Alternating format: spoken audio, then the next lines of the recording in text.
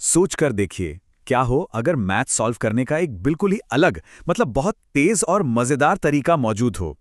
आज हम लोग इसी प्राचीन ज्ञान के राज को खोलने की कोशिश करेंगे। तो चलिए एक छोटी सी पहेली से शुरू करते हैं। अगर 95 को 95 से मल्टीप्लाई किया जाए तो क्या जवाब आएगा? अरे नॉर्मल तरीके से करने में तो थोड़ा टाइम लग ही जाएगा, है ना? लेकिन वैदिक मैथ से ये काम बस कुछ ही सेकंड्स का है। देखिए कैसे। सबसे पहले पहला डिजिट लीजिए, यानी 9। अब इसे इसके ठीक अगले नंबर यानी 10 से मल्टीप्लाई कर दीजिए, मिला 90। और अब बस इसके आखिर में 25 लगा दीजिए और ये रहा जवाब 9025। कमाल है ना? कोई लंबा चौड़ा कैलकुलेशन नहीं, बस कुछ एकदम आसान से स्टेप्स और जवाब हाजिर। अब ये कोई जादू नहीं है, बल्कि मैथ्स का एक बहुत ही पुराना, एक प्राचीन सिस्टम है जिसे हम वैदिक गणित या वैदिक मैथ के नाम से जानते हैं। तो वैदिक गणित असल में टेक्निक्स का एक कलेक्शन है जो हमारे प्राचीन भारतीय ग्रंथों वेदों से निकला है। इसमें कुल 16 मेन फॉर्मूले हैं जिन्हें सूत्र कहते हैं और 13 सब फॉर्मूले हैं, और इन्हीं की मदद से मुश्किल कैलकुलेशन भी चुटकियों में हो जाती है। इस कमाल की नॉलेज को 20वीं सदी की शुरुआत में स्वामी भारती कृष्ण तीर्थ जी ने फिर से दुनिया के सामने रखा। चलिए अब एक और बहुत ही मजेदार और पावरफुल टेक्निक देखते हैं। इसका नाम है वर्टिकली एंड क्रॉसवाइज ट्रिक। इसका जो असली संस्कृत नाम है वो है ऊर्ध्व तिर्यग्भ्याम। सुनने में शायद थोड़ा मुश्किल लगे, पर इसका मतलब बहुत ही सुंदर और सिंपल है, सीधा और तिरछा।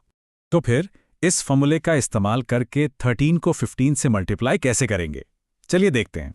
ठीक है, इसे स्टेप बाय स्टेप समझते हैं। सबसे पहला स्टेप, दाईं तरफ के नंबर्स को वर्टिकली यानी सीधा मल्टीप्लाई करें।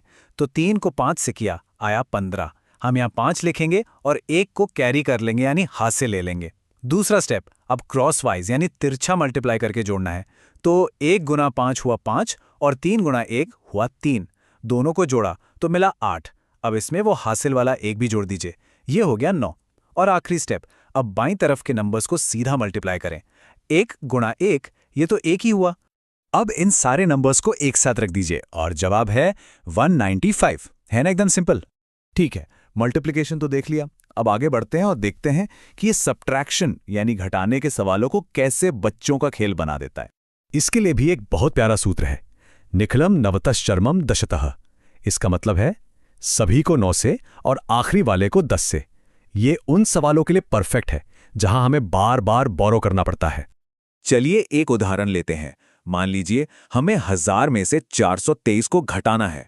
इस नियम की सबसे अच्छी बात यह है कि इसका नाम ही इसकी पूरी इंस्ट्रक्शन है, सभी को 9 से। तो हम पहले 2 डिजिट्स 4 और 2 को 9 से घटाएंगे।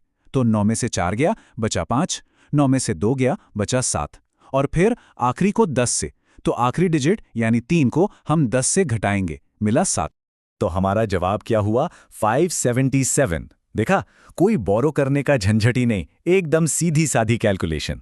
तो ठीक है, ये ट्रिक्स तो बहुत अच्छी हैं, पर सबसे जरूरी सवाल यह है कि हमारी रोज की जिंदगी में ये कहाँ काम आ सकती हैं। एक सिचुएशन सोचते। मान लीजिए शॉपिंग कर रहे हैं और $50 की किसी चीज पर 20% का डिस्काउंट मिल रहा है, तो फाइनल प्राइस क्या होगा? देखिए, स्कूल वाले तरीके में कई स्टेप्स होंगे, पर वैदिक सोच से हम इसे दूसरे एंगल से देख सकते हैं। अगर 20% का डिस्काउंट है तो इसका मतलब हुआ कि हमें उस चीज की 80% कीमत देनी है ना? तो बस हमें 50 का 80% निकालना है। ये तो मन में ही हो जाएगा। 50 का 10% होता है 5, तो 80% होगा 8 गुना 5 यानी $40। देखिए, इस तरीके से परसेंटेज को समझना कितना आसान हो जाता है। तो आखिर ये सब इतना जरूरी क्यों है? क्योंकि इससे कैलकुलेशंस बहुत तेज हो जाती है। जब स्टेप्स कम होते हैं तो गलतियों की गुंजाइश भी कम हो जाती है। ये मेंटल मैथ में कॉन्फिडेंस बढ़ाता है, और सबसे बड़ी बात, ये मैथ्स को बोरिंग सब्जेक्ट से एक मजेदार खेल बना देता है। एक एक्सपर्ट ने बहुत अच्छी बात कही है, ये मेथड्स किसी मशीन के लिए नहीं, बल्कि हमारे दिमाग के लिए बनाए गए एल्गोरिदम हैं। तो सवाल ये उठता है कि क्या ये हजारों साल पुरानी प्रणाली आज के दौर में नंबर्स को देखने का हमारा पूरा नजरिया बदल सकती है? ये एक ऐसा सवाल है जिस पर सोचना तो बनता है।